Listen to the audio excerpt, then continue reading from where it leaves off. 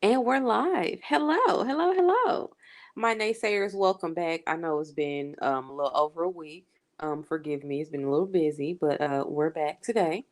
And so we're gonna do our little podcast format because I got a bonnet on and that's just not the wave for the YouTube channel. So yeah, I'll see y'all soon enough in the next couple videos. So worry not. Today we just gonna vibe, you know what I'm saying? So just sit back and relax and listen to me tell you about Love and Marriage Huntsville. This is season 3, episode I don't know right now.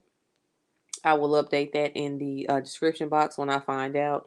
But yeah, so we are just going to get into it. So we open up where we last left off with the men outside on the patio at Black. They're discussing Mel and Martell again. And Martell, of course, is saying that he loves everyone when they ask him if he loves his new baby mama, because I can't remember which man that's out there that said it, but one of them said that if he loves coleslaw, then he doesn't have to get a DNA test for the child. And I was like, oh, that's how that works. I didn't know. Okay, so anywho, um, then there's a back and forth between Wanda and Mel yet again, and I'm just like, Wanda, first of all, who invited you? Okay, I guess you like one of their grandmamas or whatever, or one of the boys' grandma, because you remember from the last episode, the boys graduated, 3 of the Bruzins graduated from I think 8th grade. So they had a little party bus, and then the adults were partying inside of Black. And where did Tisha go? But okay. So anyway, Miss Wanda is, all off in Mel's business, going from last season telling her to leave Martell alone. She too beautiful. Got Tisha running all behind her like, you're not her daughter. You're not her mom. She's not your daughter. And then now this season you telling her you got 4 kids and ain't nobody gonna love you and need you and want you with all them kids. And I'm just like, Miss Wanda, can you and your crispy hairdo please go sit down and mind your business, or go like kick it with your grandsons, like, or like just anything else but this. So anyway, they talk about who's following who on social media, and Miss Wanda tells Melody, that she should be friends with Destiny, or that she is, not Destiny, Tisha, or that she is friends with Tisha. I don't know, because they pretty much clocked Miss Wanda for, like, I guess she complimented Martell's baby mama on something. I don't, y'all forgive me, because all of that back and forth and yang yang yang. I'm like, what? I just don't get it, because all I saw was a bunch of ignorance going back and forth. So please forgive me. All I really know was Miss Wanda was all off in Melody business, and Melody was just trying to clear her respectfully. That's what I know. And then Miss Wanda accuses Destiny of having low self esteem, and Destiny gets up and she swings her hair back and forth, and she's like, no, look at me. How could I have low self esteem? And I'm like, Destiny, sweet darling, self esteem runs way deeper than looks. You know what I'm saying? Some of the, like Kanye when he was coherent, told us years and years ago. Some of the highest motherfuckers have the lowest self esteem. So I mean, I hope that you really don't. You know what I'm saying? Because having low self esteem doesn't feel good. Because back in my teen years, I had a little bit of myself, but I think most teens do at some point or another. But anyway, Destiny had to let Miss Wanda know that she's confident out here, and her weave and her wig is long, and you will not be coming for her. So then LeBerick, we're back out with the guys, and LeBerick, he's being the voice of reason as always. And I honestly think LeBerick would make a great mediator. I don't know if he's not one. He may be one, but just every time he shows up randomly, like he always just comes with the good juju, and he understands everyone, and he just wants to get the point across. And he comes from a non-biased, a very neutral place. So I'm like, I could see you being a mediator, LeBerick. I don't know if you ever, thought about that, but you do have great, as a mediator myself, you do definitely have great mediator qualities. So, kudos to you. But anyway, the men act like getting married twice is like some sort of badge of honor, because at some point they realize, like, the men that are on one side of the couch patio, the patio couch, are second. This is their second marriage, and they were basically asking Martell if he would get married again. And I can't remember his response. I know he said, as far as remarrying Melody, he alleges that, God would have to do it. And I'm like, girl, all Melody would have to do is pick up the phone, baby, and tell you to come home. So we just gonna leave the Lord out of this because y'all kill me. I was trying to throw the Lord in y'all bull. But anyway. And then Maurice is like, yeah, well, I mean, it gets lonely sometimes. We all been married twice over here, and blah, blah, blah, blah. And I'm just like, men are so weak. But that's another video for another day. So, for once, I actually agree with Marceau because Marceau was like, well, I don't know what y'all talking about. I ain't getting married again. Like, and I ain't getting married again because I'm not getting divorced. So, again, fuck what y'all talking about. And I'm like, well, for once, I'm here with Marceau. No, don't get me wrong. I'm not one of those people that believes, you should just stay in toxic situations for the sake of being married. But I also believe that, I also believe in being in a marriage and being like, yo, we're not getting divorced. But I also believe that it takes certain type of people to be like that. Because I feel like I would be like that and I would mean that. However, if you have me fucked up, like, cheat on me like Martell and, create other kids and be out here like humiliating me and stuff, no, we're definitely getting divorced. Like, we're definitely getting fucking divorced. So, again, but aside from that type of extreme stuff, I feel like, if I'm with the right person, we could definitely withstand whatever. And, it wouldn't have to be divorce even in the equation. But, I'm not on the show and I was not on the patio. So, hey. So, anyway, we're back to Melody and Miss Wanda. And Melody clears her once again, letting her know that, which I completely agreed with, that older women oftentimes tell younger women, yeah, older women oftentimes tell younger women that they should just accept toxic behavior and men's disrespect and things like that.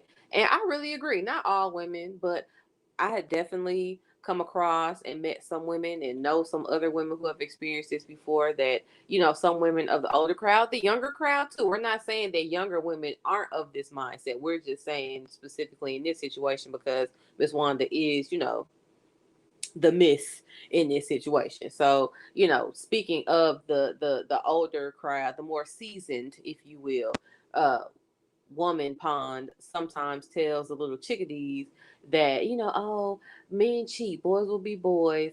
What's the other phrase they be using?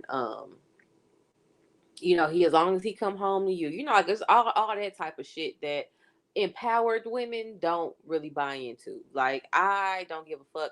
You fuck. Oh, he coming home. He don't have the right to come home to my house after being for the street. So I can't even relate. But anywho, I agreed with Melanie, and I really I really just wish Miss Wanda would give it a rest and go mind her fucking business. But anyway, Melody ends up storming off, and Marceau, he took his opportunity to cop his couple of feels and shit because we all know he got a little crushy crush on Mel. I know we should be saying that, but we can see it, Marceau. And I ain't saying it's like a serious, like you would step out of your marriage crush, but we ain't gonna act like married folks don't be having crushes here or there. And I think that Marceau is genuinely attracted to Melody. I think he thinks that she's attractive, and I think that he likes her spunk. I think he likes the fact that even though she was weak for Martell at different times in their marriage, I think that Marceau is attracted to the fact that Melody is a strong woman and that she is strong enough to leave his ass and continue to grow and flourish and be snatched and look good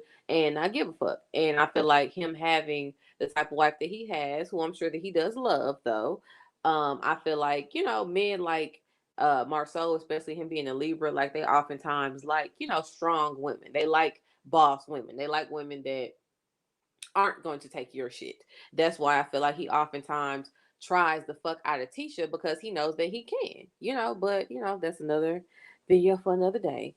So anyway, Kimmy basically finishes Miss Wanda and they go back and forth for a while and I got over it pretty quickly. First of all, because I don't really like seeing Kimmy angry because Kimmy's like my fave and she's usually pretty cool, calm and collected and I just like, I like her in that element. So to see that her and Destiny and Mel all let Miss Wanda get under their skin, like I'm just like, come on, y'all. Like y'all know Carlos them to put Miss Wanda up to this shit. Why are y'all sitting up here letting this old ass woman with a husband and a boyfriend and a crispy ass hairdo upset y'all? Okay, like come on. But anyway. They pretty much going back and forth about who knows what. And Miss Wanda was pretty much trying to gaslight Kimmy and talk around whatever Kimmy kept asking her about. And I'm just like, of course. Then we get a shot of Miss Wanda coming out the motherfucking black child. She got these booty shorts on with the little long shirt that's like, y'all know the shirts that's long, but then they got like the splits in them. So when you walk and stuff, you can see the little leggage going on. I'm like, okay, Miss Wanda, you better do it with your old ass. Please go sit your ass down somewhere and cool your heels after all that. You put your work in, you did your job for today, go and collect your check. So anyway, now we see Melody in the studio capitalizing on her divorce with her Side Chick of the Year award song. And Destiny comes to visit. And I'm like, okay, Mel, you know what I'm saying? Do your thing. First of all, did I like the song? I didn't really hear all in its entirety, but what I heard, it sounded kind of elementary. But you know what I'm saying? I can't sing or write songs, so who am I? But the you uncouth and my friends be roasting you. I was like, did one of your children write them lyrics? But okay.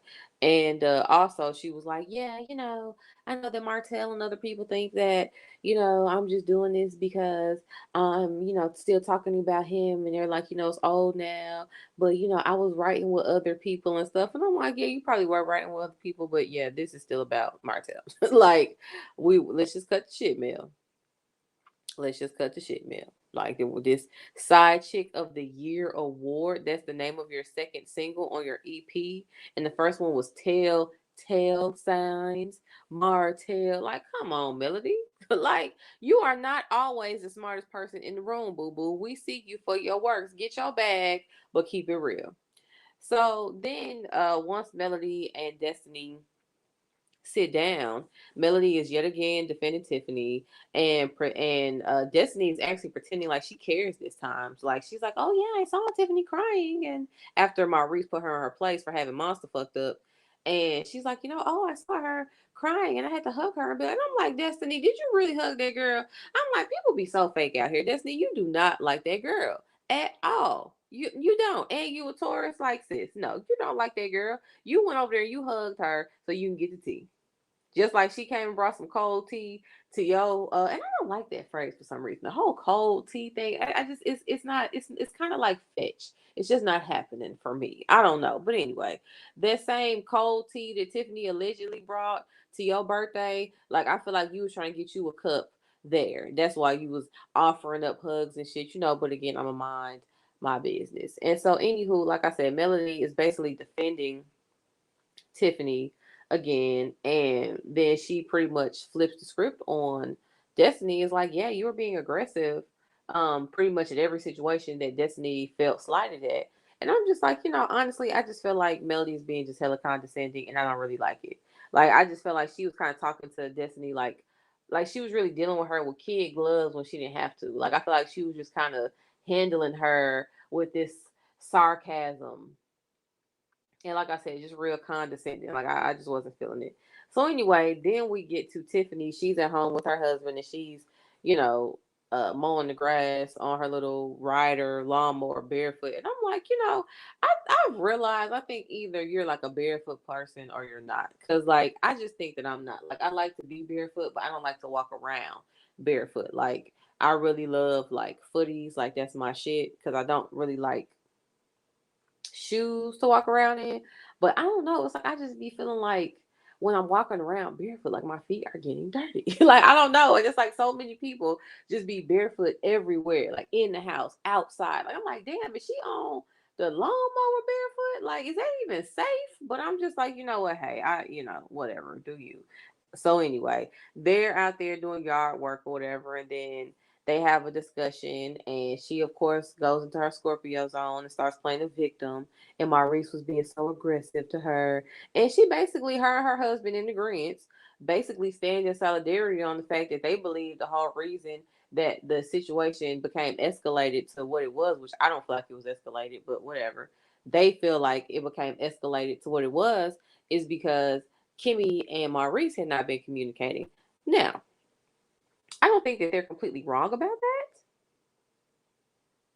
But then at the same time, I feel like we're getting off topic because yes, Kimmy definitely was blindsided, and yes, I do feel like it's a bit sketch that you have her feeding your son and she don't know that he was caught vaping and shit, and her son basically is like an older brother to him, and y'all have a whole marriage and life together and were together for years before you even got, like, there's a history there. He's not just, he didn't just become her stepchild. Like, we saw the video before y'all got married where he was like, "Yeah, I'm happy y'all getting married. Like, I feel like we're like a really a family now." That was before he had the little growth spurt that he showed up on this season with. So it's like y'all been doing this for a while now. So I was just really confused as to why, especially being as cool as Kimmy is, why you felt like she didn't need to know that. So yeah, I definitely felt like it was a problem that you didn't mention it to her, but at the same time, I still feel like she was pretty understanding, either way. Like, I feel like she still supported you, and even when you went off on your tantrum, which I understand, because I would have been pretty pissed if I had a child and they had done something like that to my child. But at the same time, she still didn't even really harp on, at least on camera, of course, because we don't see everything. But at least on camera, from what we saw, she didn't harp on the fact that she didn't know that. So I don't honestly feel like that's why it got escalated. Which, again, like I said, I don't even feel like it was escalated to begin with. But to speak on Maurice's tone and how he handled the situation, I just feel like he was in his lawyer mode. He was in his father mode, and he did not come to play with y'all. That's just all that is. Like, when he told Kimmy, when she delivered the message that it was gonna be some problems and that we was gonna have to talk and get some things understood, that's what he meant. That's what he meant. So I respect the fact that that's what he did, because we don't need no half stepping, and people need to understand that there are certain people you just cannot play with like that. So if you just showed up on Love and Marriage Huntsville and you want to make your mark as a cur, your bag for the next couple of seasons, I suggest that you find another child to do that shit with, because Monster ain't it, and I was not mad, and I definitely wasn't mad at Kyle coming over and seeing what was going on either. So anyway. Then we see Martell, he's meeting with his business partner after losing all of his business for being a fuck nigga. And he basically reveals that he doesn't have a business license, and Mel was a license holder. And I was like, damn. So Ariane can't get you a business license? Oops, should I say her name? Everybody be calling her Coleslaw. I don't know. But anyway, I just feel like, it'd be so funny how y'all be having the total package and one that can even hold you down financially. Like, you couldn't even pass the motherfucking test. She took the test in your own words, studied and passed. But then you want to go fuck around with coleslaw and tell Melody she won't sucking your dick enough. Boy, bye. Anyway, I just can't even give that shit too much energy. But I will say his business partner was nice looking, and I am I'm extending the age range of my dating pool when I get back in it. And yeah, so anyway, I'm just leave that there. So then we have Tisha and Miss Wanda. They're talking about what happened at Black. And I'm like, again, wasn't Tisha there at first? Like, where did she go? Like, did she leave and I just missed that part? But whatever. So I definitely appreciate Tisha standing up to her mom, and I was definitely proud of her. I would definitely say that this was a Tisha that I'm not familiar with, one that I was like, wow, she actually, like, is really, and she was still respectful. That's what I really appreciated, because oftentimes people don't want to correct their parents and let their parents and elders know what time it is out of fear of being disrespectful. But I feel like she got her point across and she was respectful, and I was really proud of her. And I also like to say that she's just so adorable. Like, Tisha really gets on my nerves, and her and Maurice as a couple bore the fuck out of me. But she's just such a cute person to me. Like, she just looks like a little chocolate Cabbage Patch doll. And I just love, like, how she dresses, and I loved her makeup in this scene. She was really, like, cute, but like conservative, not conservative. That's the word I'm looking for. Like, basically, she wasn't doing too much, but she was still really cute at the same time. So I'll definitely, like to say that. But anyway, Marceau, he finally comes outside after being like a peeping Tom in the blinds. And Miss Wanda's just ready for his ass with guns ablazing as soon as he pull up in the motherfucking lawn chair. And then here she go talking about how he done dropped off personally delivered Melody a bottle of what is it, chocolate champagne in the bottle, or chocolate in the bottle champagne, something like that, whatever their, which I would love to try, by the way, their chocolate flavored champagne. And I guess they discussed having Melody as an ambassador. So it was intentioned for her to receive a bottle, but I guess Tisha just didn't know that he was going to personally deliver it, and Miss Wanda blew that spot up. And Marcel just refused to answer the question, and she of course had to mention the fact he was trying to get his hugs and rubs in, and just doing the most. Like, Miss Wanda, look, look. I don't know how much they paying you for all this calamity that you are causing, but I need you to understand something. Yes, you are making for good TV. You are. But at the same time, you're also making for a very distressful marriage for your daughter. So I need you, instead of just being everybody's fucking clown and flunky and minion, I need you to ask yourself how much you really love your daughter that you always sit up here fighting for. Everybody that you want to beat up and cuss out because they're not treating Tisha right, you need to look in the mirror because you're not treating Tisha right. Just like she told you, you are disrupting her household. You are disrespecting her family, her husband, her kids, everything. Everything. She's a grown ass woman. Like she said, she's almost 40. She does not need you to continue to fight her battles. She also does not need you coming to her house that I'm quite certain you pay no bills at, harassing her and her husband and her kids and her household and all of that because Carlos and them told you to. Okay? Okay. So anyway, Marceau, he's completely evading the question. And it's like, I had a problem with that. I get that, people feel like, oh, well, you shouldn't have to answer a question like that. She should know better. She shouldn't let her mom get her head like that. I get all that. But at the same time, if I'm your wife and I ask you a question, I need you to answer. And I also know that people didn't like the fact that she grabbed his face and stuff like that. And I understand that, women, especially mothers, can sometimes, get out of character because of emotion and stuff like that.